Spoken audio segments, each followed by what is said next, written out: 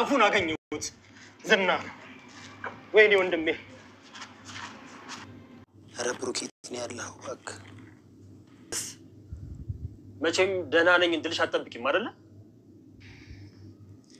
እሺ ቅድም ያገኘከው ሰው ምን አለክ አይተይ ምንም አይጠቅምሽም ለማንኛውም ምሳሌን ከቤት እንዳታስወጫት ትምህርት ቤትም የትም እንዳትሄድ ትምህርት ቤትም ቢሆን እኔ ራሴ እጄ ነግራቸዋለሁ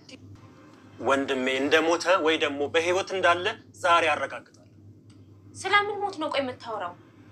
መድብል እባክህ የተፈጠረ ነገር ካለ ነገረኝ ደስነገርኩሽ በቃ አንቺም ራስሽን ጠብቂ ምሳሌም ከዚህ ቤት እንዳትወጣ እንዴ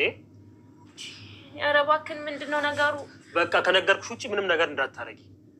ይኸውልሽ ምሳሌን አደራ ማስላል መልስ ይችላል ምን ማለት ነው ቆይ ልትሄድ ነው አንተ የብሩክን ጉዳይ እስከማረጋግጥ ድረስ ላልመጣ እችላለሁ ኦይ ለምንድን ነው አንተ የብሩክ መጥፋት ይሄን ያክል ያስጨነቀ ይኸውልሽ እኔ አሁን ከብሩክ መጥፋት ይልቅ የብሩክ ወንድም ምን አባቱ ሊሰራ መጣ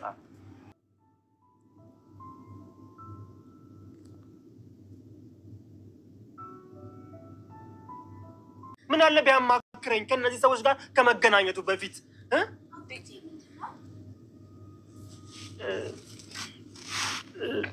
የኔ ቆንጆ ዚኮ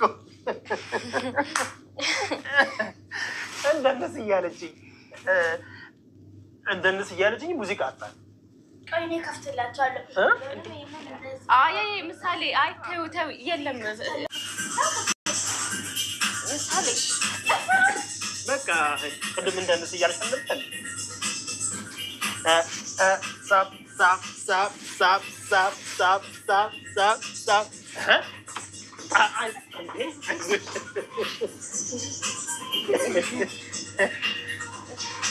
በቃ ከከሷ ጋር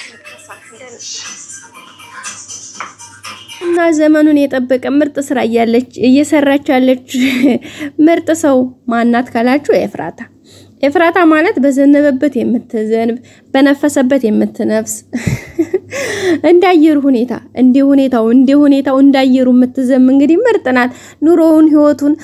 አኗኗሩን ያወቀችበት ማለት ነው የመጨረሻው ምን ይሆን እሱን ፈጣሪ ያውቃል ማለት ነው እንግዲህ ኤፍራታ በጣም በሚገርም ሁኔታ እንግዲህ ከመድብልም ከዝናም ከወይዘሮ ማህሌትም ጋር ከዛም ከዝም እያለች እንግዲህ ህይወቷን እያኖረች ትገኛለች ለዛው የሚከፈላት ብር እኮ እንደዚህ ትንሽ ብር አይደለም እውነት ለመናገር መድብል ራሱ ባለፈ የሰጣትን ብር አይታችኋል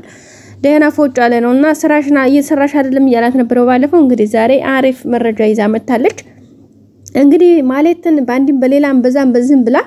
ከብዙ ጥየቃ ከብዙ ህንድን ከንዝንዝ በኋላ እንግዲህ ዛሬ ማህሌት ያው በስሜት ውስጥ ተናዲያም ቢሆን እንግዲህ ዝና ከፍ ዝቅ አድርጎ እንደፈለገ ያቦጫጨቃት እየሰደባት ነው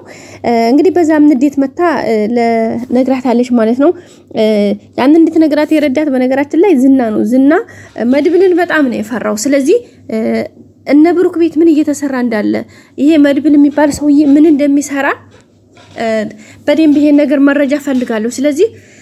አንቺ በደንብ ስሪ ብሏት ነበር እሺ ብላ እንግዲህ ያው ሳትወድ በግድ ነው የተቀበለችው እሱን ነገር ለማድረግ ይከብደኛል ብላ ነበር ግን መስራት አለብሽ ብሎ እንግዲህ ዝና ስላላት እሷም እንግዲህ እሺ ብላ እንግዲህ መታ ያው የምታማክራት ኤፍራታ ስለሆነች ለኤፍራታ አማክራታለች ለሱ አታስቢ ግን ብር ያስፈልጋል መጀመሪያ ብሩክ ያለበትን ብሩክ እንዴት እንደሆነ ያለው መረጃ ትነግርኛለች ከዛ በመቀጠል ደግሞ ብር ትከፍላላችሁ ከዛ ደግሞ ከነ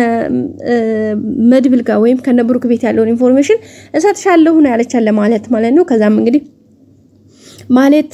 ነገረቻት ብሩክ ልጁ እንዴት እንደሰከመ እሱንም ማን እንደነገራት ማን ነው የሚያውቀው ዝና እንደሚያውቅ ነግራት ተመልሳለች ማለት ነው እንግዲህ ብሩን ደግሞ ነገ እንደሚገባላትና የነ ብሩክን ሚስጥር ደግሞ ወደዛ እንደምታስተላልፍ ነው እንግዲህ ቃል የገባችው ኤፍራታ በነገራችን ላይ ያው ቀድሞ እንትን መጀመሪያ ማህሌት የዛን ሰዓት እየሮጠች ዳ ለነቅድስት ስለተናገረች መድብል ይሄ ያው ነገሩ ያጣራ ነበር ማለት ነው ብሩክ ያለበትን ነገር ለብሩክ ብር ማን እንዳስገባለት መረጃው ምናምን አስወጥቶ እሱም በሚችለው እየሄደ ስለነበረ የበለጠ ደግሞ አሁን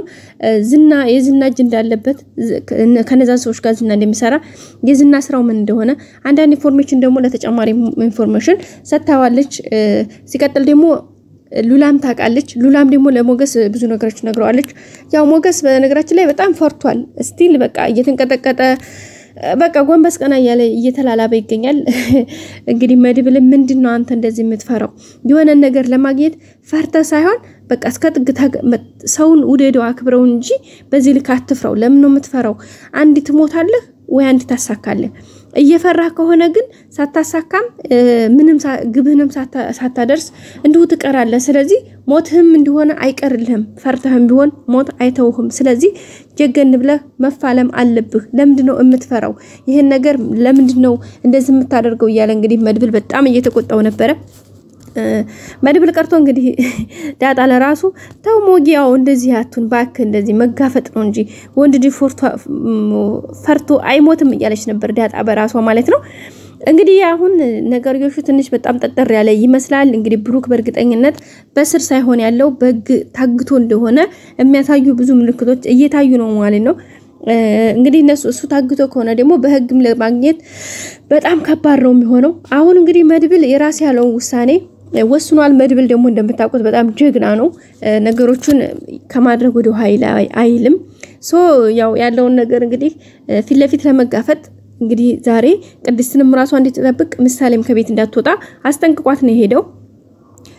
በቃ ከቤት ነንቅ እንዳትሉ ምንም ነገር አልፈልግም ትምርት ቤትም እንዲያትሄድ አስፈላጊ ከሆነ ደግሞ እኔ ሄጄ ለትምርት ቤቱ መናገር ካለብኝም እናገራለሁ እንጂ ቅድስትም አንቺም ምሳሌም ከቤት እንዳትወጡ እኔ ልመለስም ላልመለስም እችላለሁ ብሎ ነው ሄደው እንግዲህ በነገራችን ላይ አንድ ጀግና ሲወጣ ወይ ይገላለሁ ወይ ሞታለሁ ብሎ ነው ሰውን ይገላለሁ ብቻ ተብሎ ሳይሆን ሞታለሁም ተብሎ ነው ሰው የሚወጣው ምክንያቱም ይገላለሁ ሲል መሞት አለ ሞታለሁ ሲሉ መግደል አለ እመታለሁ ሲሉ መምታት አለ እመታለሁ ሲሉ ደግሞ መመታት አለ ስለዚህ አንድ ሰው ሲወጣ አንድ ሰው የሆነ ንግድም ቢሆን ሲነግድ አንድ ሊያተርፍ አንድ ሊያከስር ነው አተርፋለሁ ሲሉ ኪሳራ ሊመጣ ይችላል ካሰርኩ ሲሉ ደግሞ ትርፍ ሊመጣ ይችላል ስለዚህ እንግዲህ በዛ መልኩ ነው መድብል ነገሮችን አይቶ ይሄደው ማለት ነው አሁን ላይ በቃ የመጨረሻ ነው ውሳኔ ወስኖ ሄዷል አሁን ማድረግ ያለበት ምንድነው ሄዶ ዝናን ማገት ነው በቃ ዝናን መያዝ አለበት በወንድሙ እንዳለበት እንግዲህ ዝና ታግቶ ማየት ለኛ ትልቅ እንትን ነው የሚሆነው ዝና መያዝ አለበት በርግጥ ብዙ የመረጃ እንትኖች ቋቶች አሉት ግን ዝና በርግጠኝነት እንደማንም ተብሎ ዝና ከተያዘ ዝና ላይ ሁሉም ነገር ኢንፎርሜሽኖች ይገኛሉ ማለት ነው እንግዲህ መድብል የወሰነው ውሳኔ እሱ ነው ሌላው እንግዲህ ማለት ከደረጃ ወደ ደረጃ ዝቅ ያለች ወደታች እየወረደች ትገኛለች እንግዲህ ከጌትነት ወደ ሎሌነት ይላል ያገሬ ሰውና እንግዲህ ከነበራት ክብር ወርዳ ተዋርዳ እንግዲህ እኔ ግን ቆይ አላምርም እንዴ እያለች ነበር ስትጠይቀው የነበረው ዝናን ማለት ነው ይቅርታ አድርግልኝ ልታምርኝ ይቅርና ሴት አትመስልኝም ለራሱ ግን አንቺ ሴት ነሽ ሴት ሳትሆኝ አንቺ ገንዘብን የምትፈልግ ሰው የምታሳድድ ይያለ እንግዲህ እጥብ አድርጎ እያሰጣት ነበር በስዲብ እሷም እንግዲህ እሻው ምንድነው የምትፈልገው ምንድነው እንዲሰራ ልፈልገው ያለች ያው ከሱ ግር ጫማ መሽም አልወጣችም እየተለመጠመጠች ትገኛለች አንቺ ውርዴታም አንቺ ከርሳም አንቺ የማይሰድባት ስድብ አይነት መቼም የለም በስዲብ ዲግሪ ብቻ አይደለም ማረ ማስተሬት ዶክተሬት ጭኗል ዝናና እንግዲህ የለለ ሁሉ እንግዲህ የተጸዳዳባት ይገኛል ማለት ነው ሌላው እንግዲህ ቅድስቴ በጣም አዝናለች በጣም ተደብራለች በብሩኬ መጥፋት በጣም ውስጧን የተሰበረው አሁን ላይ ደግሞ እነዚህኞቹ ኢንፎርሜሽን ስትሰማ የበለጠ ነው ውስጧ የተረበሸው ማለት ነው በዛም እንግዲህ መቃብሽሪ ጠንከር በያላት ነው መድብል ግን ቅድስቴ በቃ የብሩክን ፎቶ ያወጣች እንግዲህ ያንሸራተተች ያየች በጣም ውስጧ አንተን እያለ ይገኛል እያለቀሰችም ነው ሲጀመር ምሳሌ ስትመጣባት አይ አላለቀስኩም እያለቻት ነበር እንደምን ያየውሽ ተዋሽኛለች ያለ ነበር ምሳሌና ቤተሰቦቹ እኮ ናፍቀውኝ ነው ያለ ነበር ማለት ያው ምሳሌን እንትላል ማለት ነው ስራም እየሰራች እንግዲህ ኩሽና ሁና ሳይቀር በጣም ደብሯት ያለቀሰች ነው እንትን የምትለው ምን ሆነች ነው ስትራ ደግሞ ዛ ሽንኩርት አቃጥሎኝ ነው ምናምን ብላ ነበር እንግዲህ ቅድስቴና መድብል አጋጣሚ ያወሩ ስለ ብሩክ ያወሩ አጋጣሚ ምሳሌ መታጨባቸውና ምን የሚሉ አጣፋባቸው ማለት ነው ምንድነው ስትራቸው እኔና ቅድስቴ እኮ ልንጨፍር ብለን ሙዚቃ አጣናላት መድብል ከዛ ምን ብታደርግ አሪፍ ነው ምሳሌ ሙዚቃውን ይላል እንግዲህ ስፒከሩን ከፈተይላቸው ማለት ነው ስፒከሩን ከከፈተ በኋላ እንግዲህ ወደ ጭፈራ እያነቡ እስክስታ የሚባል ነገር አለና እንግዲህ በጭንቀት ውስጥ የነበሩትን እንግዲህ ቀጥታ ወደ ሙዚቃ እስክስታ ነው የገቡ ማለት ነው ከዛም እንግዲህ ቅድስቴ በቃ ወደ ራሷ አልተመለሰችም ነበር በዛ ላይ በየጭፈራ እንትኑ የሚላትም ቅድስቴ እና እንግዲህ መድብል ቅድስቴን እንደዚህ ተሽከረከራለች ብሎ ወሮሮ ፈጥፍጧት ነበር ፈጣሪና ያተረፋት ምክንያቱም ቅድስቴ እንደዚህ አይነት ጭፈራ አታውቅበትም እሱ እንደሆነ እንደዚህ ያሽከረከራ ነበርና እንግዲህ ቅድስቴ ቶሎ ብላ እጇን ያዝ አድርጋ ምሳሌን ከሷ ጋር ጨፍሩ ብላ ምሳሌና መድብልን ባንድ አድርጋቸው ነው ወደ ኋላ ሸተት ያለችው ከዛም እንግዲህ ቅድስቴና መድብል አሪፍ እየተጫወቱ እየጨፈሩ ነበር እየዘለሉ ነበር እንግዲህ መድብል ቅድስት ምሳሌ ዝፈንልኝ ስትለውም እንግዲህ አሪፍ አድርጎ ያንጎራጎረላት እየዘፈንላት ነበር በጣም ደስ የሚል ድምጽ አለህ በጣም ነው ደስ የሚለው እያለች ነበር እሷ ቀርቶ ቅድስቴ ድምጽህ በጣም ነው የሚያምረው ዋው እያለችው ነበር እንዴ ይስማሽ ነበር እንዴ እያላት ነበር እንግዲህ ያው አሪፍ ድምጽ አለው አሪፍ ያንጎራጎረ ነበር ማለት ነው እንግዲህ ያው ምሳሌ ለማስደሰት ምንም ነገር ብትጠይቅኝ አደርጋለሁኝ አብሽሪ የኔ ቆንጆ ያላት ይገኛል ማለት ነው ውድ ቤተሰቦቻችን እንዴት ናችሁልኝ ሰላም እንዴት ናችሁ ላይክ በማድረግ ጀምሩ እስከመጨረሻው ማየት ሐሳብ አስተያየታችሁን አስቀምጡልኝ ሁሌም አብራችሁ ስለሆናችሁ በጣም አመሰግናለሁ መልካም ጊዜ በያላችሁበት